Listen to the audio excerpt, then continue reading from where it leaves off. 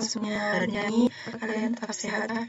Oke, perkenalkan nama saya Ratna Damarianti. Saya dari program studi Pendidikan Pancasila dan Kewarganegaraan Universitas Veteran Bangun Nusantara. Di kesempatan kali ini saya akan menjelaskan terkait menerapkan perilaku taat hukum, di mana materi ini merupakan materi pendidikan Pancasila di kelas 10 SMA maupun SMK. Untuk tujuan pembelajaran dari materi ini, itu mampu menjelaskan hubungan antara hukum dan norma seperti norma keagamaan, kesusilaan, kesopanan, dan hukum yang berlaku dalam kehidupan bermasyarakat, dan mampu menganalisis penegakan norma hukum, serta dapat mengidentifikasi bentuk-bentuk perilaku taat hukum di lingkungan keluarga, masyarakat, sekolah, bangsa, dan negara, dan dapat menerapkan perilaku taat hukum itu dan menunjukkan sikap keadilan berdasarkan nilai-nilai Pancasila dalam kehidupan sehari-hari. Sudahkah siap belajar hari ini? Semisal sudah siap, dapat memperhatikan dan semisal perlu dicatat aja poin-poinnya, dan nanti semisal ada yang ditanyakan, nanti bisa ditanyakan.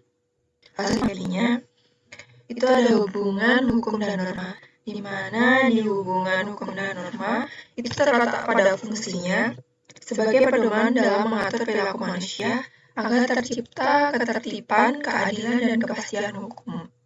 Hukum merupakan bagian dari norma yang memiliki sifat yang mengikat dan memaksa, serta disertai sanksi yang ditegaskan oleh negara. Jadi, hukum dan norma itu sama-sama berfungsi untuk mengatur perilaku manusia dalam kehidupan bermasyarakat. Norma itu menjadi pedoman umum dalam berperilaku, sedangkan hukum itu juga merupakan bagian dari norma. Namun, dalam hukum ini memiliki kekuatan yang mengikat dan sanksi yang jelas dari negara. Jadi, semisal kalau kalian melanggar hukum, pasti itu akan mendapatkan sanksi yang jelas dan memaksa dari negara. Oleh karena itu, kepatuhan terhadap hukum dan norma jadi kunci terciptanya kehidupan bermasyarakat yang tertib, damai, aman, sejahtera, harmonis, dan saling menghormati. Lalu substansi penegakan norma hukum. Di substansi ini terdapat 3 prinsip utama yang ditegakkan. Itu ada prinsip keadilan, di mana hukum berlaku bagi semua tanpa diskriminasi. Jadi hukum itu berlaku sama bagi semua tanpa membeda-bedakan orang itu dari suku mana, orang itu dari agama apa, orang itu dari golongan apa. Lalu ada prinsip kemanfaatan, di mana hukum memberikan manfaat bagi masyarakat. Jadi hukum itu harus memberikan manfaat bagi masyarakat dan menciptakan ketertiban. Dan yang terakhir itu ada kepastian hukum, di mana hukum harus mampu menjamin terpenuhinya hak dan kewajiban warga negara, dan hukum harus memberikan kepastian sehingga suatu perintah menjadi jelas, tegas, sehingga dapat diimplementasikan. Jadi, suatu hukum itu harus jelas, tegas, dan dapat memberikan jaminan hak serta kewajiban bagi warga negara. Pembagian hukum. Hukum dapat dibedakan secara kategori. Itu ada di mana di berdasarkan di sini ada 2, itu ada hukum dan hukum publik. Di mana di hukum publik ini mengatur kepentingan pribadi dan mengatur antar individu yang bersifat. Jadi, misal kalau kalian mengurus hak waris, terus hak bunuh gini, itu masuknya di hukum privat ataupun hukum perdata. Lalu hukum publik mengatur hubungan antara negara dan warga negaranya, seperti hukum pidana dan juga hukum tata negara. Lalu berdasarkan bentuk, hukum tertulis dan hukum tidak tertulis, di mana di hukum tertulis ini aturan hukum dicantumkan dalam sebuah naskah tertulis. Contohnya seperti Undang-Undang kita, Undang-Undang NRI tahun 1945, dan juga Peraturan Presiden. Ini merupakan contoh dari hukum tertulis. Lalu hukum tidak tertulis, di mana di hukum tidak tertulis ini suatu hukum itu tidak dicantumkan dalam suatu naskah atau dokumen. Jadi ini kayak sebuah hukum tapi dari mulut ke mulut, seperti kebiasaan dan norma itu kan tidak dicantumkan dalam sebuah naskah, itu kan turun-temurun dari orang tua kita. Lalu berdasarkan sifat sumbernya. Berdasarkan sifat dan sumbernya ini, hukum dibagi menjadi undang-undang, kebiasaan, dan traktat. Ini merupakan sumber hukum. Jadi kalau undang-undang itu jelas ya, undang-undang kita, undang-undang negara Republik Indonesia, dan kebiasaan ataupun norma. Kalau traktat itu merupakan sebuah bentuk perjanjian antara suatu negara. Contohnya Indonesia memiliki perjanjian dengan negara Singapura, Malaysia, ataupun yang lainnya terkait perdagangan ataupun yang lainnya. Lalu berdasarkan sifatnya, hukum bersifat memaksa, artinya dalam keadaan bagaimanapun, hukum harus ditegaskan. Jadi dalam semisal melanggar hukum, terus orang itu sakit ataupun yang lainnya, nah itu hukum harus tetap dilaksanakan. Jadi kalau semisal sakitnya itu agak parah dan dia melakukan pelanggaran hukum sebelum sakit terus melakukan hukum terus sakit, nah pasti akan dilakukan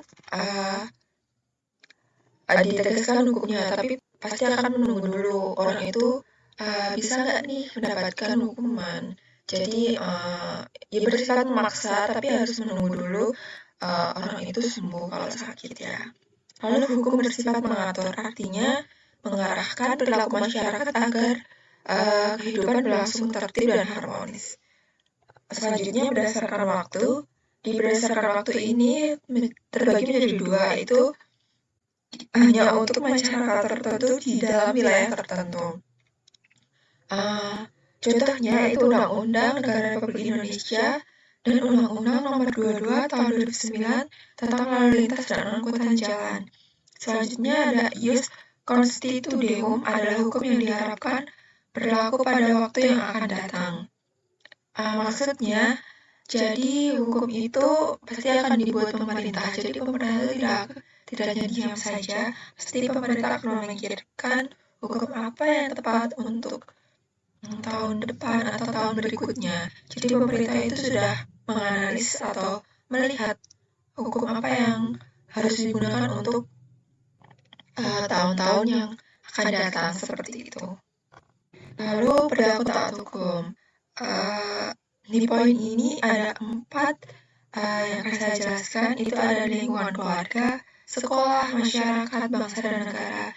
Di mana di lingkungan keluarga ini kita kalau sebagai anak kita juga harus menghormati anggota keluarga yang lebih tua. Terus kita juga harus menghormati orang tua. Terus kita harus menaati aturan yang telah dibuat orang tua. Jadi semisal orang tua sudah memberikan peraturan tidak boleh pulang malam ataupun tidak boleh pulang lebih dari jam 10. Kita sebagai anak juga harus menaati peraturan itu, karena peraturan yang sudah dibuat oleh orang tua itu pasti ada sebabnya. Jadi kita harus menghormati. Terus kita juga harus meminta izin saat berpergian kepada orang tua. Jangan sampai kalau kita pergi nggak izin, takutnya nanti kalau ada apa-apa orang tua bingung, loh kok anak ini bisa sampai sini kan dia nggak izin. Jadi orang tua itu bingung. Terus di lingkungan sekolah tidak terlambat masuk sekolah dan juga menghindari mencontek.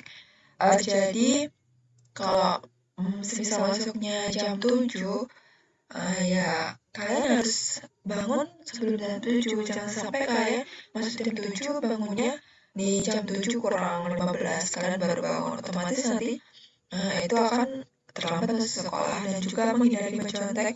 Jadi kalau ujian ya hindarilah untuk mencontek, karena mungkin saat mencontek oke, nilai kalian bagus nih karena kalian nyonteknya sama anak yang pipi.